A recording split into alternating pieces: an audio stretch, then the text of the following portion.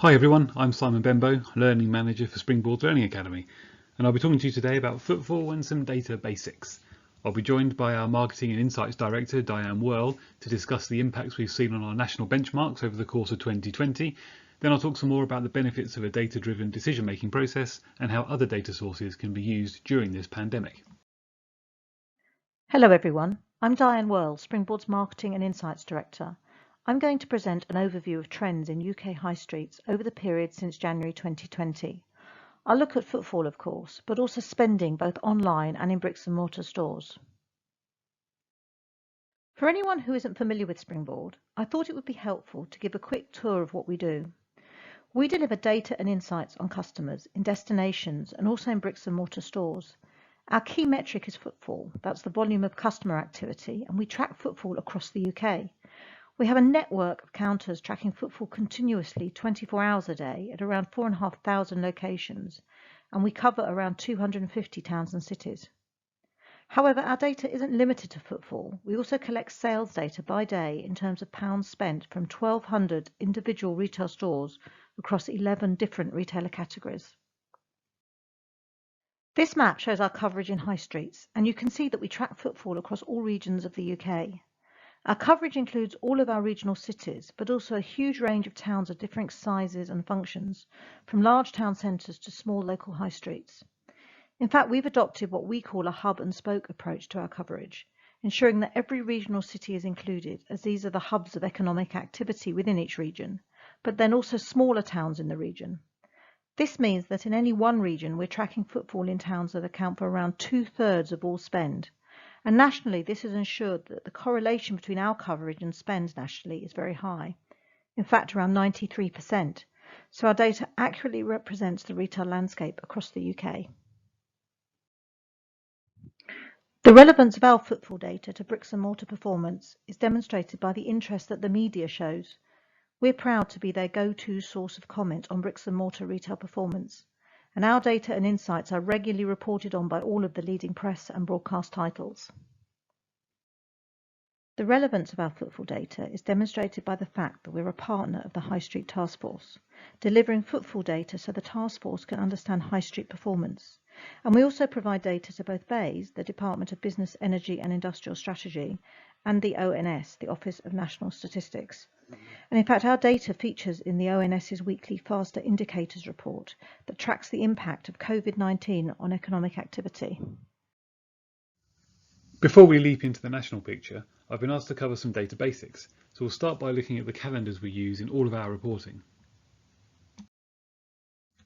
All of our reporting is based on the BRC calendar, which breaks standard years down into 52 weeks.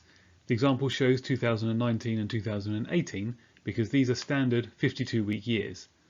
These 52 weeks are grouped into 13-week quarters, and each 13-week quarter gets broken down into 3 months. Unfortunately, 13 weeks don't divide nicely into 3 months, and so the third week of each quarter consists of 5 weeks. Over the course of a year, this means there is a pattern wherein the months contain 4 weeks, 4 weeks, 5 weeks, and this sequence is repeated in each quarter. It's worth noting that the months of this calendar do not line up exactly with the standard Gregorian calendar, and this is because it concentrates on weeks starting on the same weekday, Monday in this example, and having months contain complete weeks. Comparisons are simple and direct, using week numbers or months. And then we have the exception of the 53-week year. This occurs every 6 or 7 years, and it functions similarly to February 29th in a leap year, but it adds an extra week to the year rather than just an extra day. And wouldn't you know it, 2020 is a 53-week year. Of course it is. So how does this affect our data for this month? We add an additional week to January, making this a 5-week month in a 53-week year. Then, when comparing to last year, you can see how the months are matched up for the year. From January on, there's nothing hugely unexpected until we reach December, where we run out of weeks in 2019 for comparison. This is fairly simply dealt with by taking week 1 of 2020 and using this as the 5th week for December, which means we're now back to having 5 weeks versus 5 weeks in December.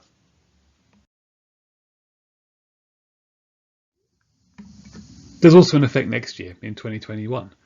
For comparison purposes, we will effectively ignore week 1 of 2020, which will make that a 52-week year, and simplifies the comparison to 2021, which is, of course, a standard 52-week year. I'll cover this in more detail in a future webinar as the changes become more relevant to the data we're currently looking at. All of our percentage changes are calculated using the same formula, which is on screen now. The golden rule for this formula is that if you're using totals, the time frames of the current data and the previous data must be the same. Don't try and use this for data with differing amounts of time or for non-like-for-like data. The results will be skewed and misleading. Now we'll talk about some different comparison sets and how we deal with time frames and what like-for-like means at each level. When we talk about week-on-week change, we're comparing a period of time to the same period of time in the previous week. This could be anywhere from a single hour, say 12 noon on Saturday, compared to 12 noon the Saturday before. This could also be up to an entire week's worth of data compared to this previous entire week. In these cases, the current period would be this week's data and previous period would be for the same period the previous week. At these levels, like-for-like calculations mean that if we're missing a Tuesday from one week, we would excuse Tuesday from the other week to ensure we're comparing the same days of the weeks. Year-on-year comparisons work similarly, however this time we're looking at periods being compared to the same period the previous year. As an example, if we were to talk about week 23 footfall year-on-year, we'd be looking at total footfall for week 23 2020 compared to the total footfall for week 23 2019. Again, like-for-like calculations are used where appropriate and are often more important over longer periods.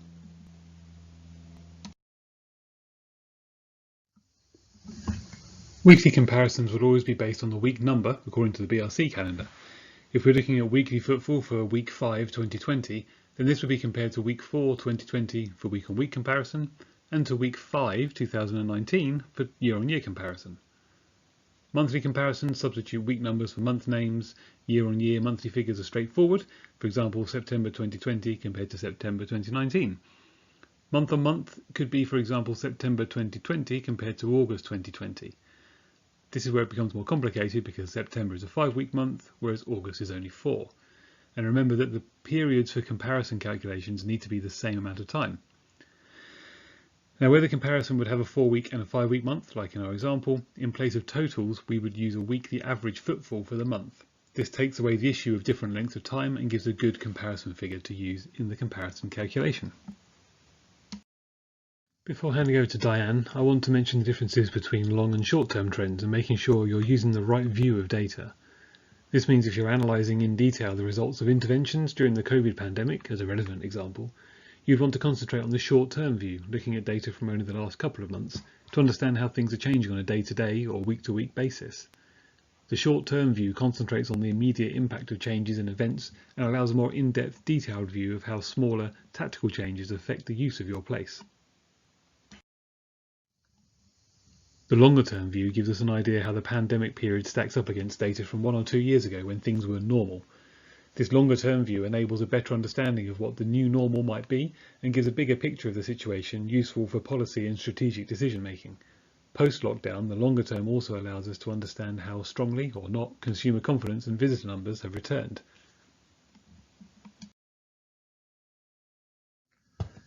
Understanding both gives the short-term changes context within the longer-term trend, while longer-term effects are given context with the understanding of the national picture and the experiences of similar place types. And this nicely moves us along to me handing over to our Marketing and Insights Director, Diane Boyle. It's important to provide context for the current trend in footfall by looking at long-term trends. This graph shows the year-on-year change in footfall for each of the 3 destination types: high streets, shopping centres and retail parks. And it shows that over the period from 2008 to the end of 2019, footfall declined by an average of 1.4% a year across all retail destinations. This is a consequence of the change in the way we live our lives and the increased digitisation of society.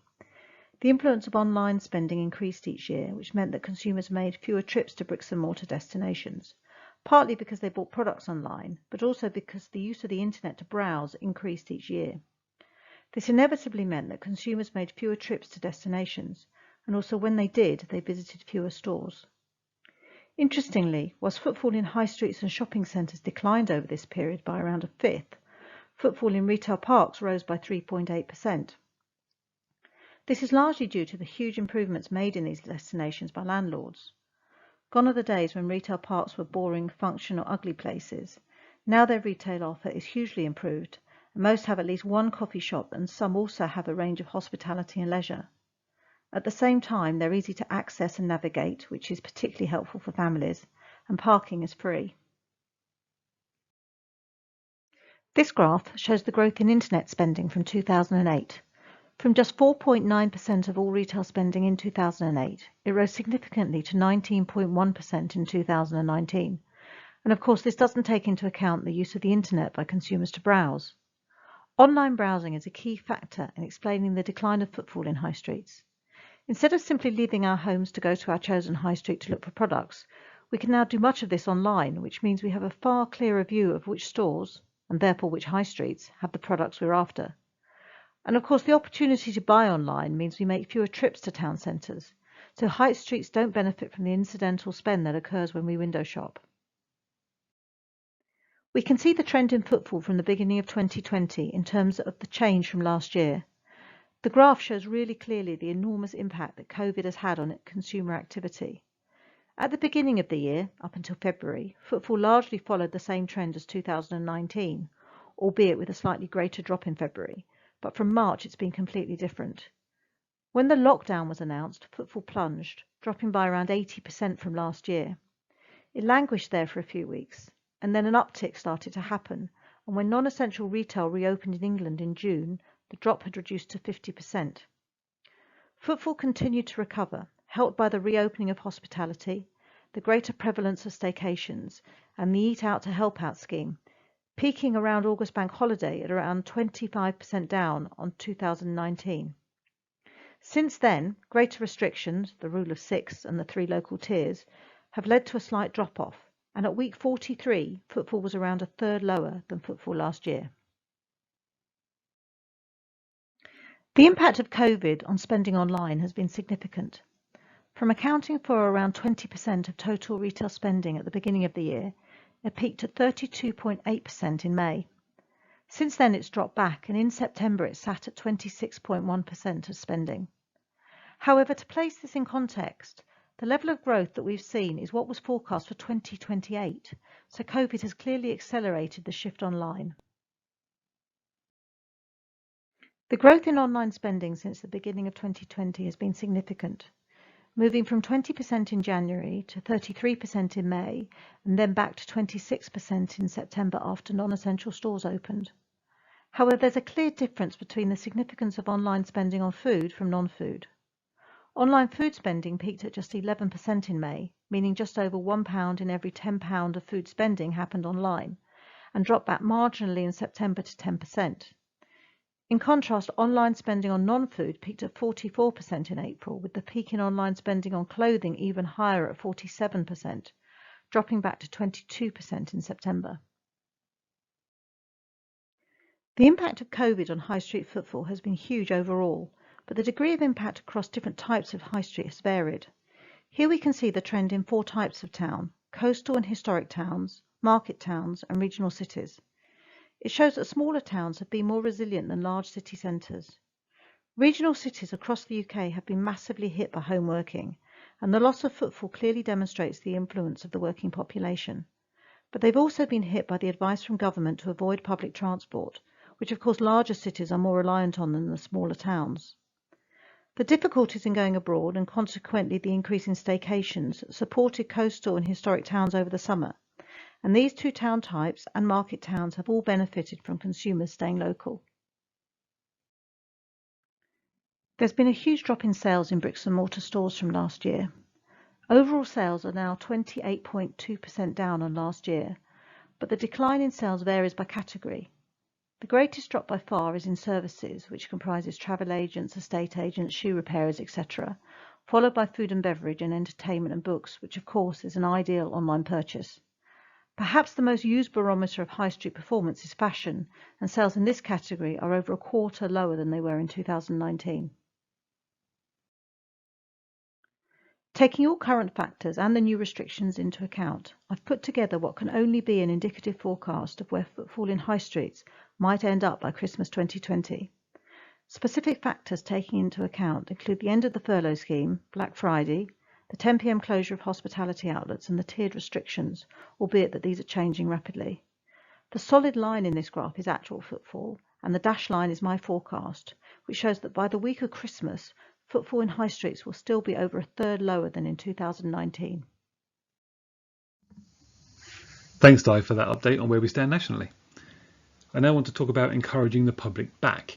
In May, the High Street Task Force produced a 4-stage recovery framework, and this has been adopted by a number of places as a route to ensuring their places are in the best possible position during and after the COVID crisis. There are details of this work available on the High Street Task Force website, including notes on using the framework.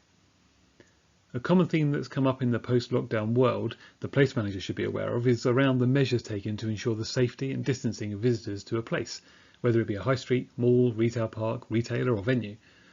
There's a need for visitors to be encouraged back to places, and many places have made great efforts to accommodate the social distancing, increased cleaning and hygiene required to reopen. These are great steps, but if the only people that are aware of them are those in the place anyway, the measures aren't doing everything that they could. Visitors need reassurance that visiting a place will be as low risk as possible. This could become more important as local lockdowns or increased tier levels come in and out of effect. The measures being put in place to ensure visitor safety should be shouted about and promoted as widely as possible to encourage visitors back to your place. Social media might be a good way to disseminate the messages, though as always there needs to be a policy in place to deal with naysayers and complaints. And this brings us to the flip side of the same coin. What's the policy for dealing with violations of social distancing rules? This could be a tricky subject in an outdoor public place, and a balance would need to be struck, but certainly within privately owned malls, retail parks, retailers and venues, having a clear policy that is enforced will help allay the fears of some that the greatest risk is other people not following the rules. And as a place management team, you'll want to enlist all the retailers, levy payers, business owners in your place to support the scheme, thus presenting a united front to visitors and reinforcing safety as a priority across the place. This does mean that there will need to be a two-way communication with these businesses to ensure interventions being carried out do not have any kind of unintended consequences. There's a need for adaptability and approach to ensure public spaces are as safe as possible. The task force has produced a 10-point checklist for temporary public realm changes, and there are a number of great suggestions on how to prepare public spaces that allow for social distancing and public health considerations. To ensure the best effect is achieved when implementing these measures, a data-driven understanding of footfall movement is key to decision making. Walkability and accessibility are two major factors visitors consider when deciding where to visit. This may include such things as having pavements split into one-way traffic, widening of pavements into road space at certain times of the week or day, or even permanently. But without relevant data, how do you know where these efforts should be concentrated? Identifying the busiest locations within your place allow you to ensure that these locations are prioritised for intervention. Likewise, knowing which routes are most used and when gives database evidence when and why changes need to be made.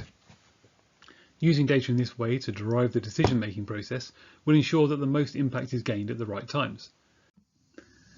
These kinds of data, read alongside a street audit, will reveal pinch points in your place and give you further information on where extra considerations may be needed. A couple of examples of pinch points might be queues outside stores interfering with the flow of pedestrian traffic, or street furniture restricting the flow of people or making social distancing impossible.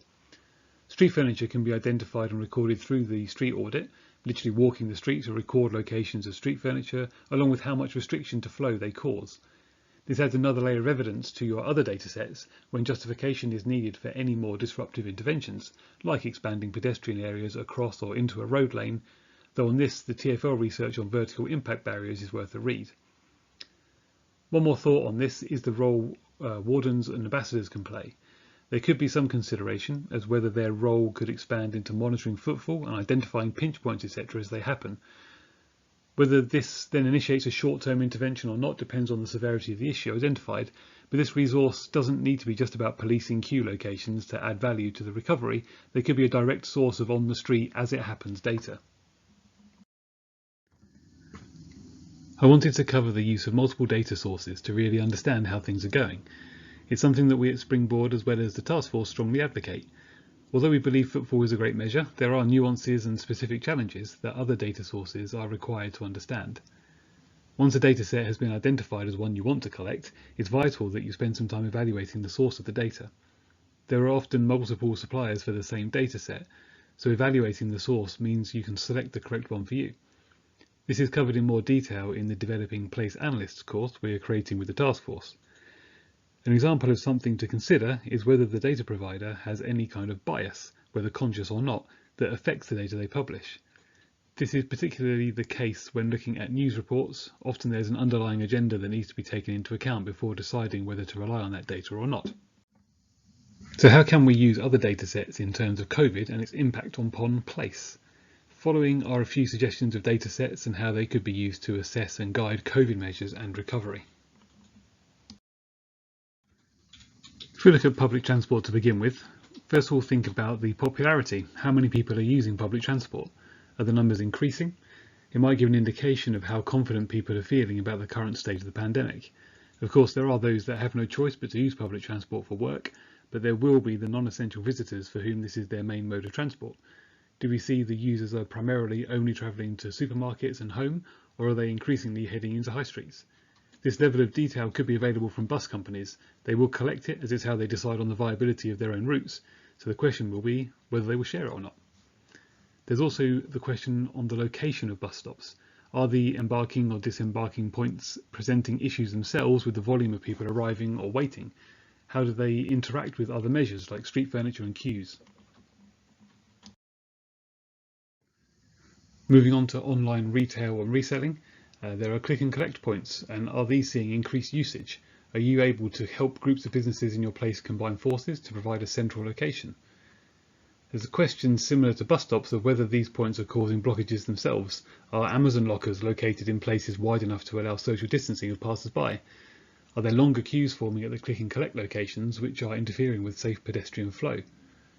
The last point on this are delivery drivers picking up and dropping off goods. Is this causing additional issues with street width or distancing? Especially where main deliveries happen at the storefront, how does this affect the pedestrian traffic? Are deliveries happening at times of the day which are inappropriate, and could they be altered? Sales data covers a wide range of activities, and anything that involves payments will have sales data after all. A couple of thoughts on this would be understanding the effect of the various promotions and limitations on the hospitality sector. There was the hopefully positive effect of the Eat Out to Help Out scheme, and this was then surprisingly quickly followed by the restrictions of enforced 10 PM closing times. One would expect these to have had a strong influence on the sales being made. Not only this, but the positivity of message of the former compared to the restrictive nature of the latter may well have also affected visitor numbers. Retail sales are a measure that is always popular where it can be gathered. This data would help us understand if the recovery in retail will be across the board or if some sectors are seeing a change in attitude. Will the take-up of online sales speed up the switch to this as the dominant force of retail, or will things return to where they were before? These are all questions we can start to investigate once we're collecting the right data.